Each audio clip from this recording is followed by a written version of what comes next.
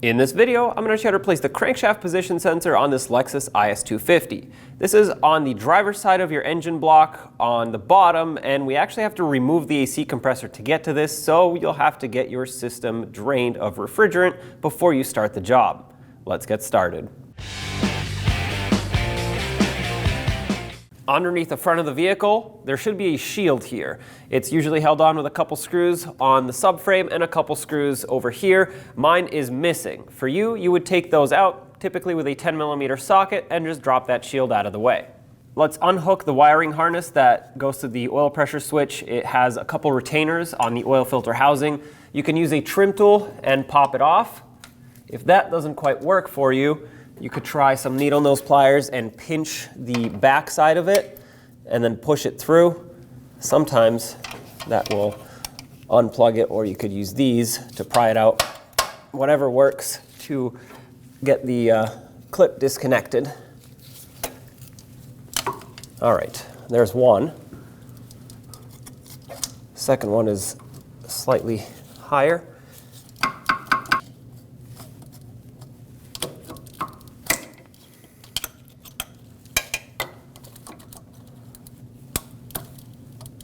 Okay.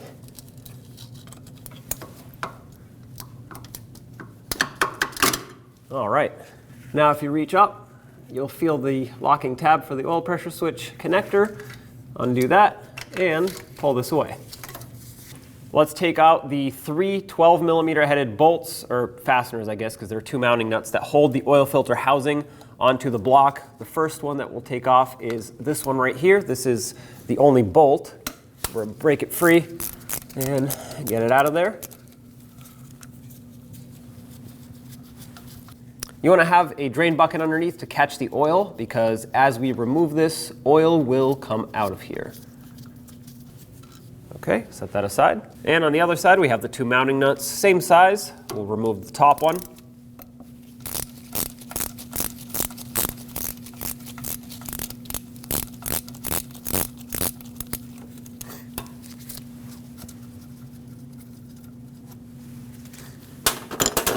And the bottom one you'll only be able to get with a wrench because the sway bar is right in front of it.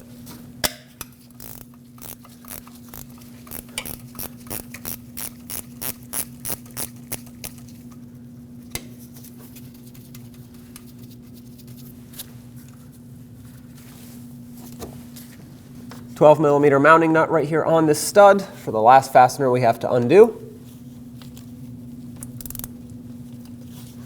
Break it free and remove it.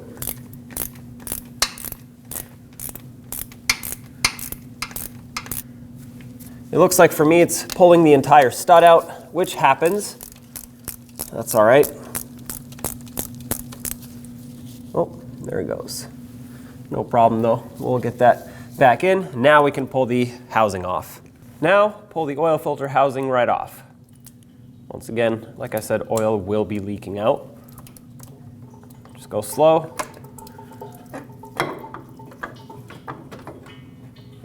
All right, we'll set this aside in a clean area.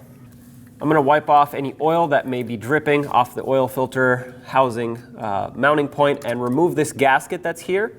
Set that aside, clean off anything that is still dripping, just so it doesn't drip all over you or the ground. Set that gasket aside for later and we can continue with our job. Let's remove the belt. Use a 14mm socket on a ratchet or a serpentine belt tensioner tool and push counterclockwise. That'll release tension and then undo the belt off of any pulley that you can reach first. Sometimes this can be a little tight up here, just like that. Release tension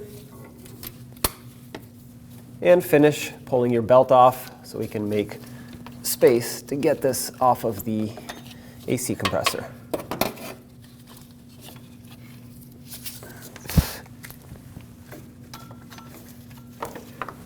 Now if you reach in through the wheel well, you'll see the connector for the AC compressor right here.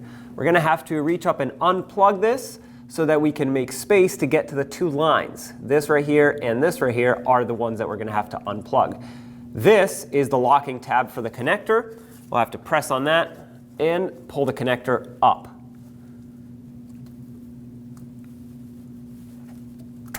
All right, there we go. Pop that off, set this wire aside. Now, what you can do is this is mounted on a bracket. It's disconnectable, but you can't really disconnect it at the moment. So push this up. I know it bends the bracket a little bit, but that's okay. We can see one bolt here and another bolt right here, 10 millimeter in size. We're gonna have to pull both of these off to disconnect the AC lines. Use a 10 millimeter socket, break free the mounting nut for both of these lines, obviously one at a time.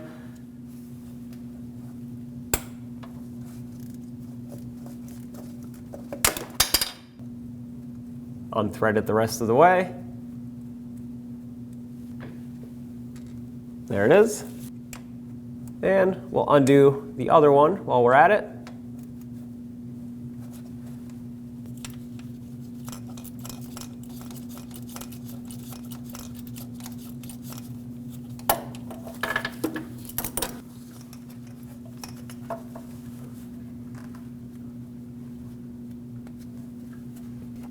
I found that if you have a short 3/8 socket or even 1/4 inch, but something that's grippy with a little extension, you can get your hands up here to unthread that top bolt. And once it comes out, we can pull the lines out.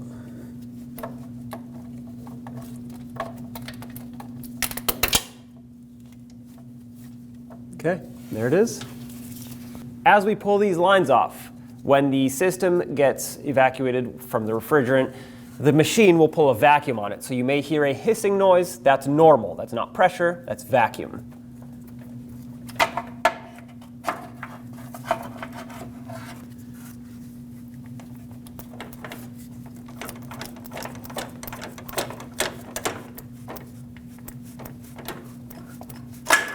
All right, set both of these aside. Now with a deep 12 millimeter socket or a shallow with an extension so you can reach past the compressor, let's remove the 3 fasteners that hold this onto the engine. This is one of them. This is the second one. These 2 are bolts. And back here, where unfortunately you can't really see it very well, there's going to be a mounting nut on a stud. It does not matter which one you start with, but I do like to start with the one that I can't see very well because that'll allow me to get this off before the compressor starts moving around on me. And it's going to make things easier. So let's break it free and remove it the rest of the way.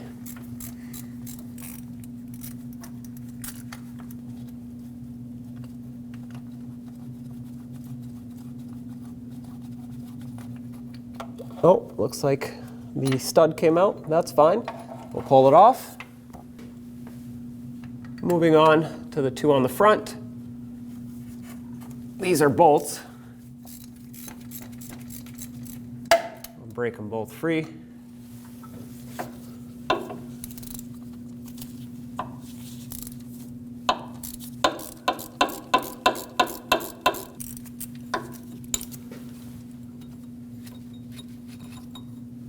Take this out with the bracket. And lastly, the one on the top, which is already broken free, so we'll just finish removing it.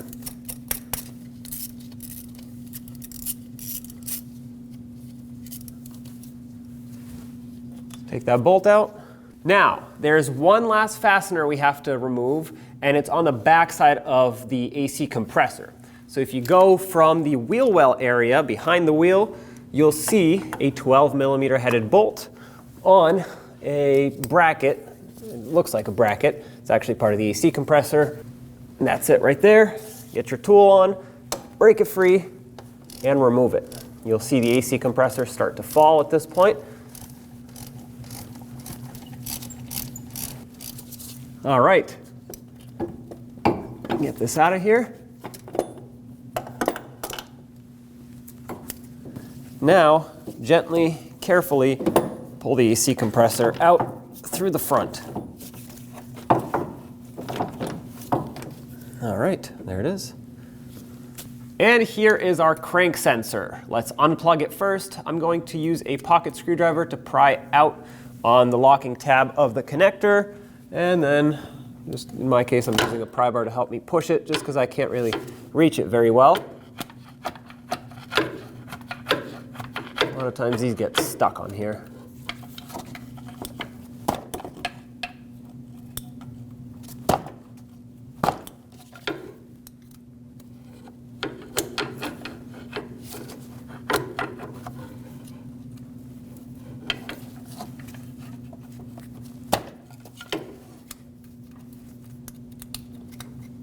Okay, we'll set this connector aside. Now take a 10mm socket, unbolt the bolt that secures the crank sensor onto the engine.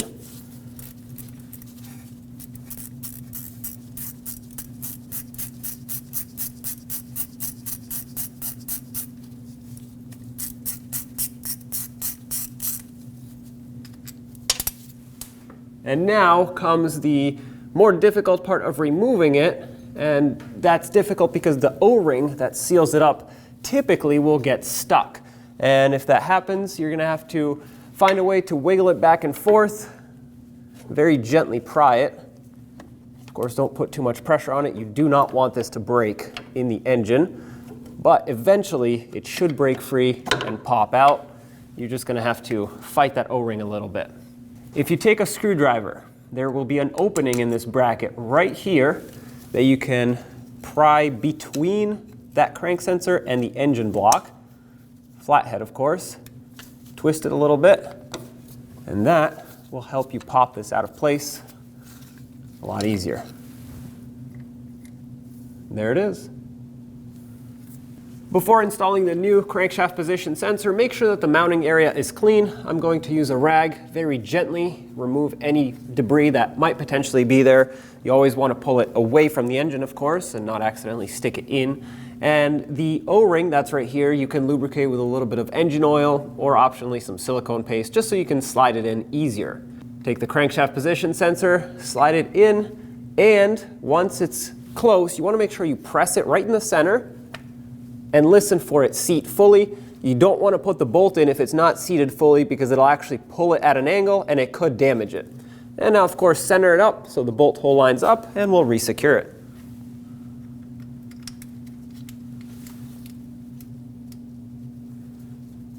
Get that bolt bottomed out.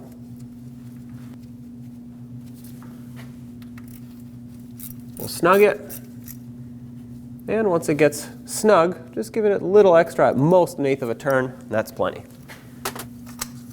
Get your electrical connector, check it to make sure it's still in good shape, it's not damaged in any way, and slide it in. Make sure you listen for a click so you know it's locked. And that is reinstalled. Let's get the AC compressor mounted on the engine. Slide it in the same way it came out. And make sure you don't pinch any wires that are up there.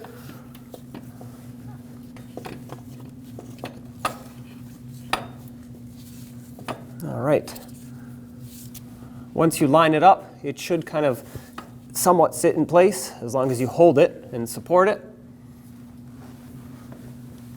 Start in whichever bolt you can start in first.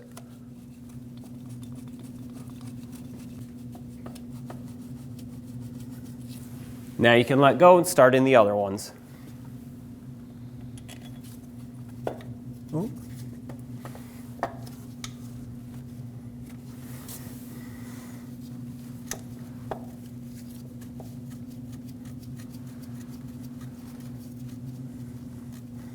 All right. I don't want to tighten any of them until they're all started. That way I make sure that if I need to move this compressor around to line things up, I can.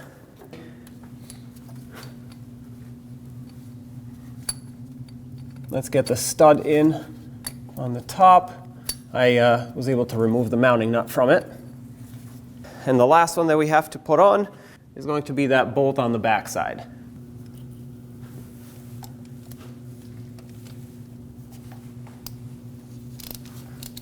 Try to start on this bolt on the back now. And this being the last one, once this catches, I'm just going to bottom it out.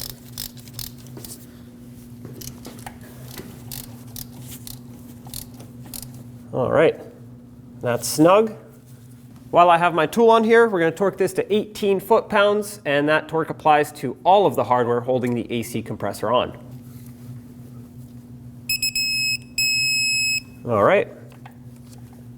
For that stud on the back, you'll need an inverted Torx socket. It's an E8, and that's what we'll use to fully thread it in. When you tighten this mounting stud, you don't necessarily have to tighten it too much. You just want to snug it, because when the mounting nut goes on it, it puts pressure on the entire stud, and that means on both ends of the threads, and therefore will indirectly torque everything.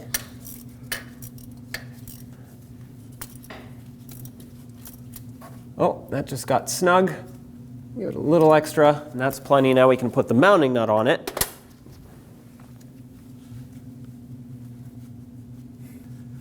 This one's a little bit more difficult to see, but you can definitely feel for it. And once this is on, you can torque this to the 18 foot-pounds I mentioned earlier. Of course, if you can reach it with a torque wrench, most likely I will not be able to, since this is quite tight here and the radiator is too close for my torque wrench. So if that's the case for you as well, just make it nice and tight by hand.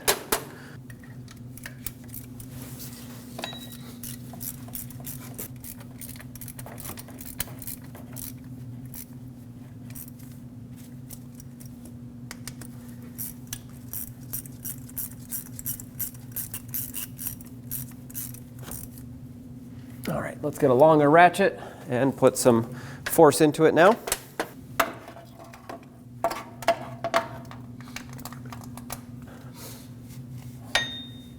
All right, that one's nice and tight.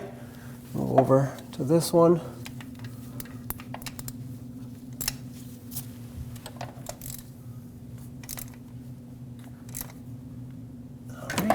Now with the other bolts tight, I can pull this one back out because we had to put the bracket on here for the oil filter housing. But this one was the easiest one for me to reach at first, which is why I decided to put it on just to secure the AC compressor. But once again, that bracket has to go on. And now with it on, we can finish tightening this one. And then of course, torque it also if you can. All right. Try to hold this bracket as centered up as possible.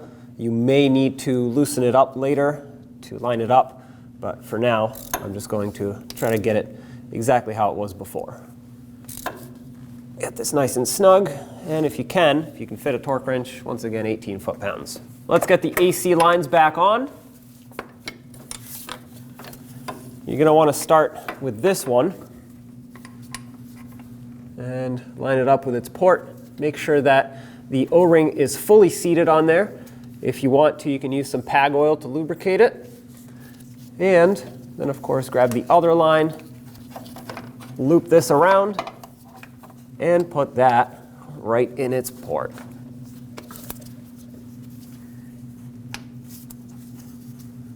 With both of these seated, let's secure them with their two bolts. I have a magnet on the head of the bolt. Put it right inside the line.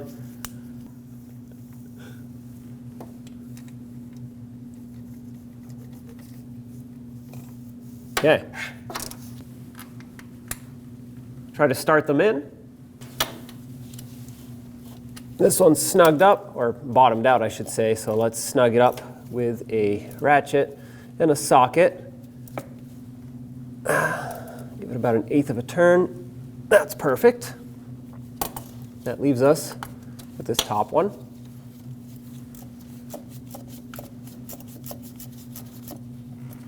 Oh, that bottomed out. We'll snug it, and about 1/8 of a turn. That's plenty. Perfect. Let's plug in the electrical connector.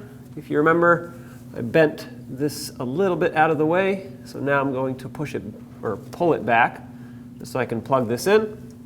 Reach up for my harness. It's kind of hard to do this, but get that connector lined up and press it on until it clicks. All right. All right, it's time to get the belt back on. Here's the diagram so you can follow it. Basically, just start wherever you want to start and make sure it is sitting on all of the pulleys that it needs to ride on, the ribbed side on the ribbed pulleys, and of course the flat side on any of the flat pulleys.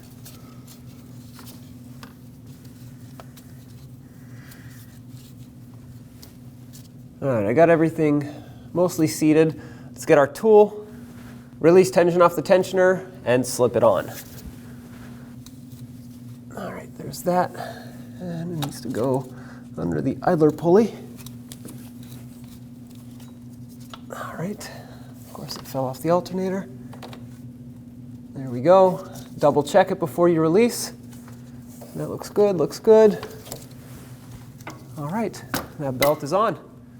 Wipe off the surface that the oil filter housing mounts on, and what I want to do now is use a little bit of brake parts cleaner after I get all of this oil out of here. And after you've cleaned this surface, use some brake parts cleaner on a clean rag and degrease this area so that you can seal it up with a new gasket.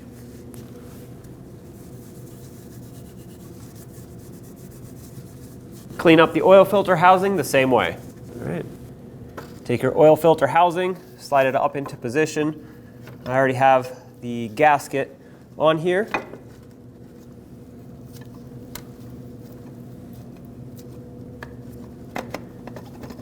Line it up with the two studs. Perfect. Let's get the mounting nuts on.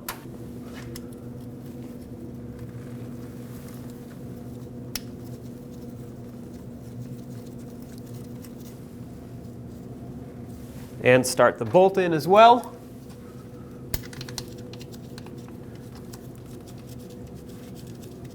This will make sure everything is centered up.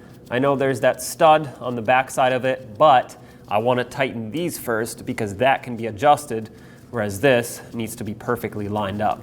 So once this is bottomed out, let's tighten these up.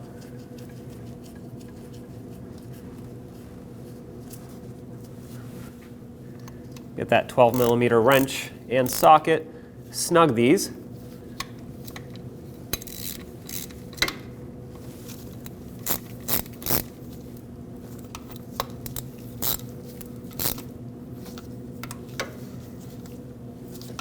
We'll torque all three of these fasteners to 15 foot-pounds. The only one I cannot torque is this lower one, just because the sway bar is in the way. So just give it a quick snug, about 1/8 of a turn after it bottoms out.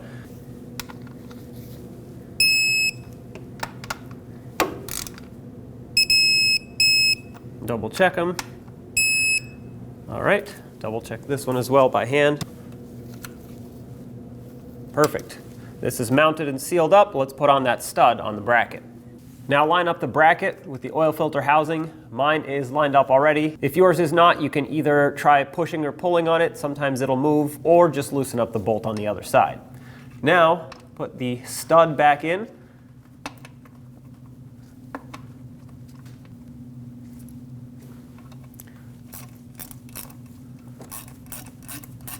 And using an E8 inverted torque socket, bottom it out.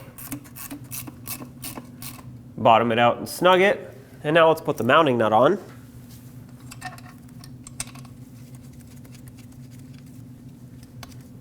And with a 12mm socket, tighten this up. This also gets torqued to 15 foot-pounds. Let's reconnect the harness for the oil pressure switch. I'll plug it in first to make sure that it's going to be clicked in and secured, and clip it on with its retainers. All right.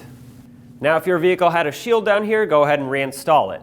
Then top off the engine oil. Since we lost some on this job, it is very important that you make sure it is full. Also, get your AC system professionally recharged so that the right amount of refrigerant can be in there so it can work properly. When only the best will do, demand TRQ. The only company that lets you view before you do. TRQ is committed to offering the highest quality aftermarket auto parts that are engineered for peace of mind. Thanks for using and viewing with TRQ.